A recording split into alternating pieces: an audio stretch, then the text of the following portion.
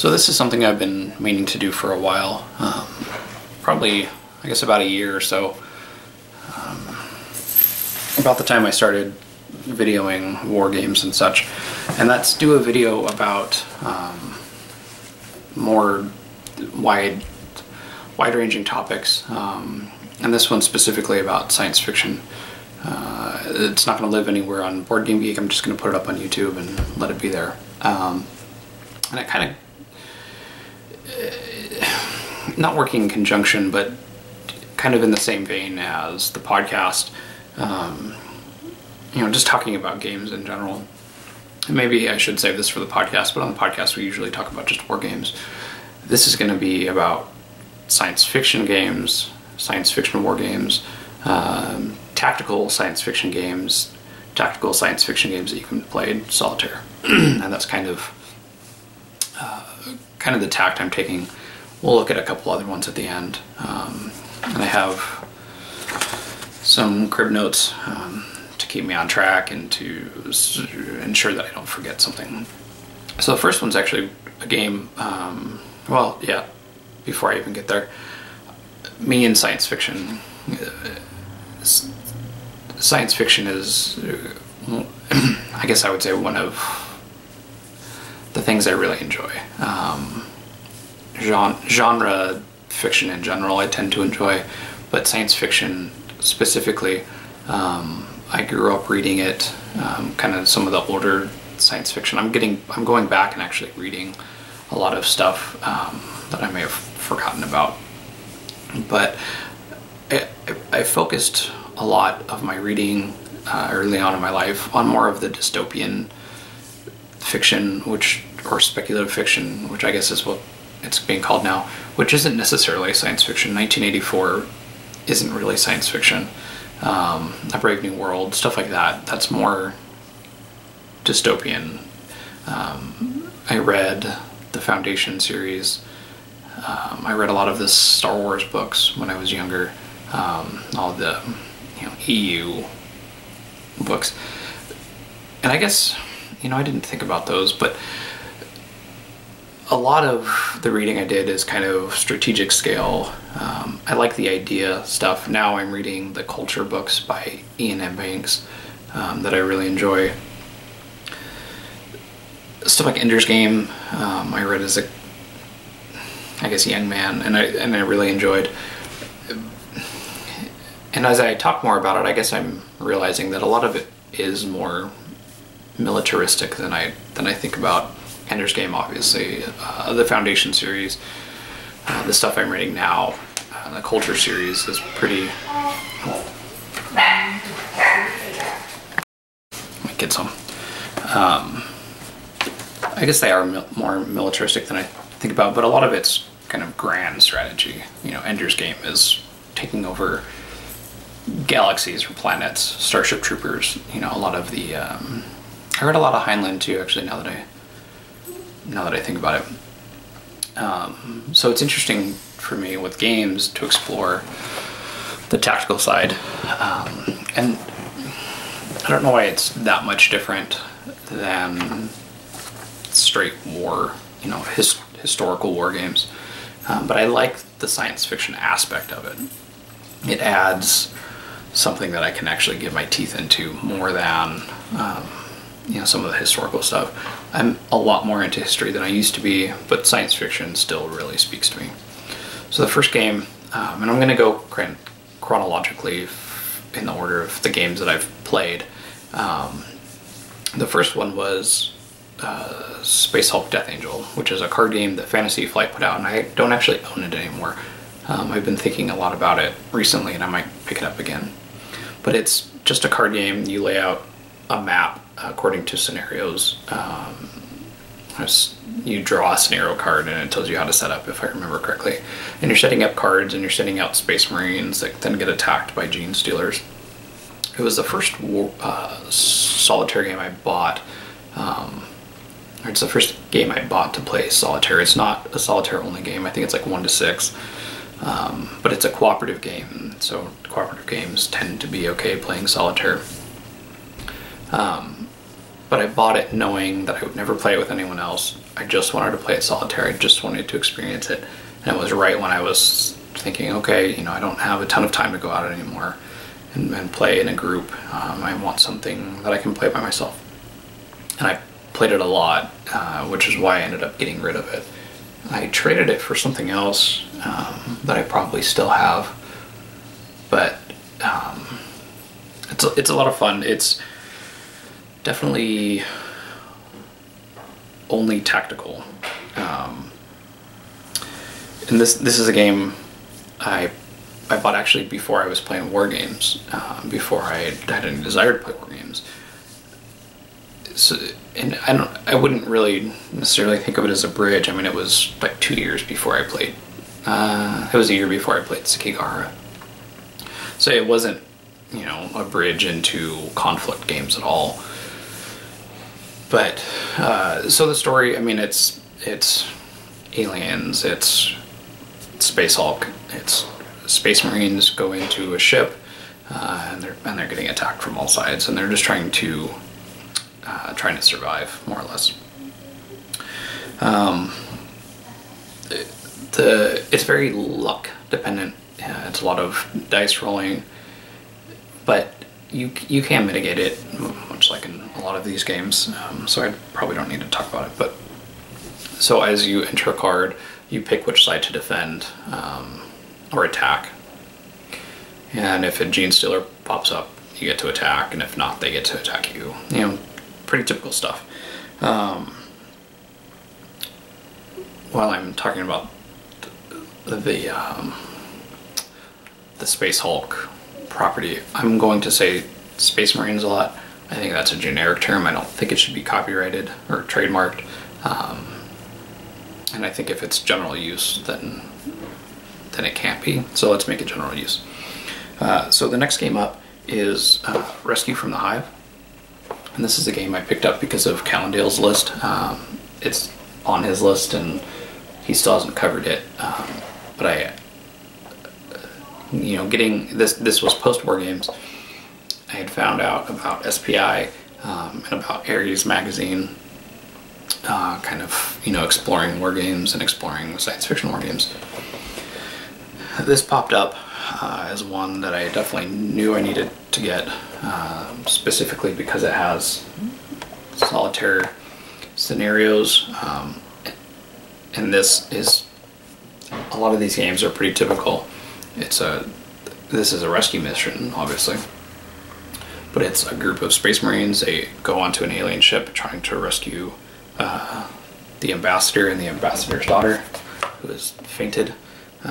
Pretty typical, you know, 1980s science fiction tropes here. Interesting fact, this game is designed by Nick Karp, who did, I think, a couple other kind of Ares magazine sci-fi games, and then did Vietnam 1965 and 1975. So, you know, kind of quite different. Let's see. So this actually, I didn't get as early as I think about. This is the first game I think about when I think about my chronological order of playing, but it's actually not. The next two actually came before this one, but I did want to talk about this one first. So it's very, very simple components, very kind of bland counters, one color. It looks pretty much like a magazine game. Just a simple paper map, but you know, looking beyond that, it's a great little game. The AI in it is based on a die roll for priorities, and then those priorities then get dice rolls for the aliens to come after you. You're trying to, I think there's two different missions. One's just a rescue mission, and one's a punitive mission where you go in and just try to kick butt. And they're both a lot of fun. I think I have better luck with the punitive mission than the rescue mission, but the rescue mission feels right. You're going in trying to rescue and trying to just get out.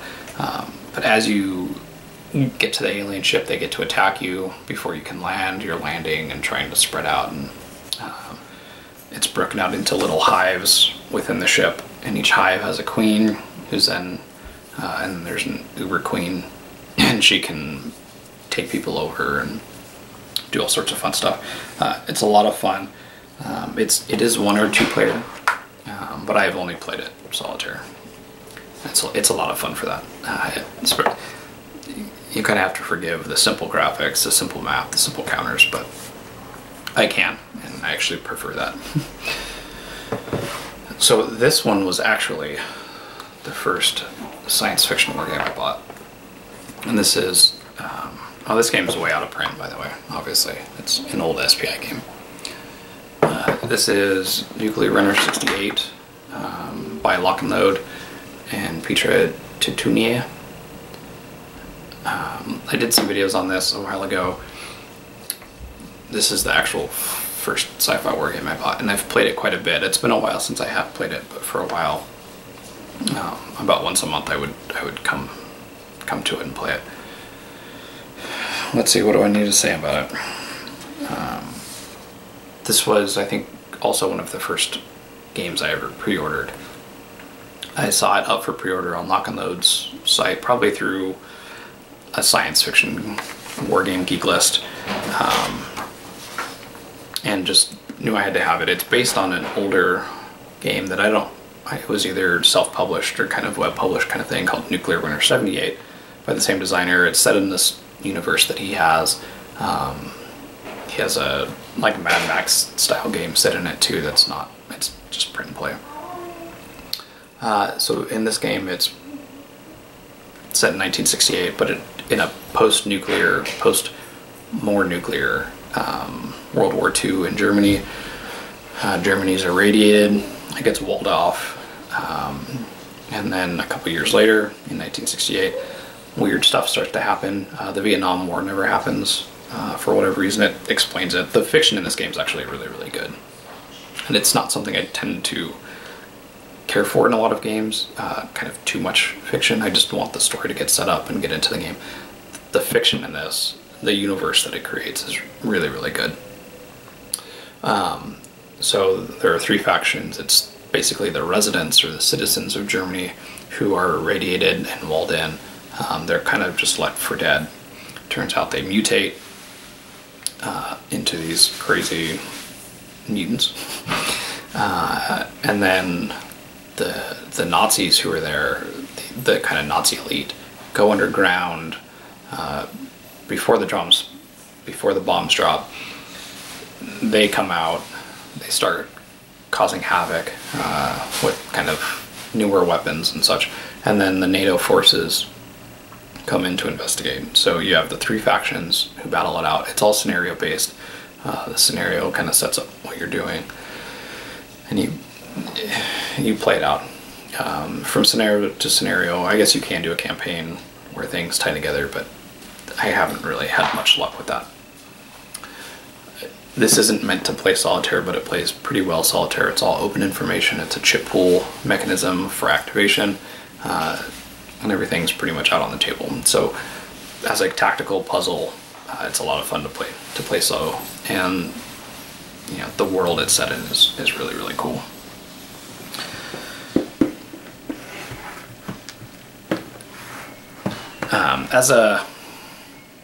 As a straight war game, that one's not great. As with a lot of the Lock and Load games, it's more about the story than about the balanced mechanism or the balanced gameplay. But I think that makes it more fun. Solitaire is not as great opposed. It still is really good, but I prefer it solitaire. If a game plays solitaire, I pretty much prefer it that way. So next up, I actually bought this at about the same time, is Astra Titanus. I picked this up at Consum World 2012. So this is a little VPG game by Chris Young, who's done quite a few games for them and designed the Fallout video games, or at least some of them. So this game is set in space. These are all tactical, so I don't need to keep saying that. It's set in space, and it's humans against basically an ogre type Titan. And the Titan is controlled by cards. It's this little AI system that gives it direction and what human forces or Terran forces to attack, and you're trying to outmaneuver it, stay out of its way, and destroy it before it gets to its objective. Solitaire only. It's solitaire only. This is basically the Steve Jackson game Ogre, but solitaire. The setup is pretty much the same. There's not a command post, but there's a base with small forces on the Terran side. The Titan is like the Ogre, and it comes in and wreaks havoc. A lot of fun. I've played this one quite a bit. Again, did some videos for it. Yeah, that's pretty much all I need to say about it. A lot of fun, but I think saying Ogre in space with the Ogre controlled by AI pretty much sums it up. A lot of fun. This is before Victory Point Games started doing their wood encounters and gold banner treatment. And I think they're going to republish this as with the upgraded components, but this little package was nice, and it was like $20. Yeah. Lots and lots of fun. Next up, I think this came later, but we'll talk about it now. This is All the Green Things from Outer Space. Steve Jackson game. And this game, I don't know, I think I have like the 6th or 7th edition of it. It was originally came in like a, I don't know if it came in a baggie, but it came in like a DVD case kind of thing, micro game. What's the story of this? Aliens land on a spaceship that's also inhabited by aliens, which is kind of different from all of these other ones. In everything else, it's pretty much humans against aliens. The human forces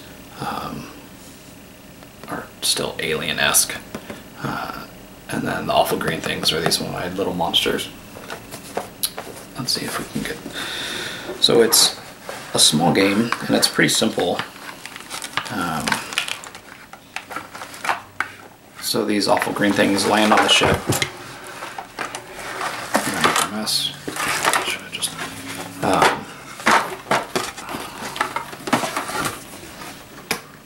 Can we see that? Yeah. So they land on the ship and immediately start to wreak havoc. The interesting thing about this is the aliens come in a couple different states. They come in eggs, and then adolescents and adults, and then goo. And the really fun thing is that we can see from the weapons display, there are weapons, and the first time you use those weapons against one of the awful green things, you pull a chit to tell you the effect of it. So you don't know how the weapons will react, or how the aliens will react to the weapons until you actually use them. And that keeps things interesting for the game, because every game is going to be slightly different on what does what. And that's one of the things I really, really enjoy about this game. It plays well enough solitaire. It's meant to be just a 2-player game. But I like it solo, kind of playing both sides out. It's simple enough that my son can play it and enjoy it, which is another big plus for me. I don't know that I would play it with another adult. I probably would. I think this would be fun to set up, like in a bar and have a couple drinks and duke it out. This new edition that Steve Jackson Games has put out is is really nice. The components, super thick, chunky counters, a couple different ways to play again, which is always fun. But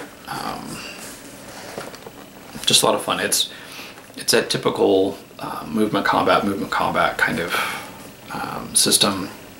The aliens go, or no, the humans go. They can pick stuff up, move around, attack. Then the aliens go. I think they evolve, move, and attack. And you're just trying to be the last man standing. But in some of the scenarios, you can escape, and you get points based on who and what escapes, kind of thing. But just kind of head to head duking it out. I really like it for that.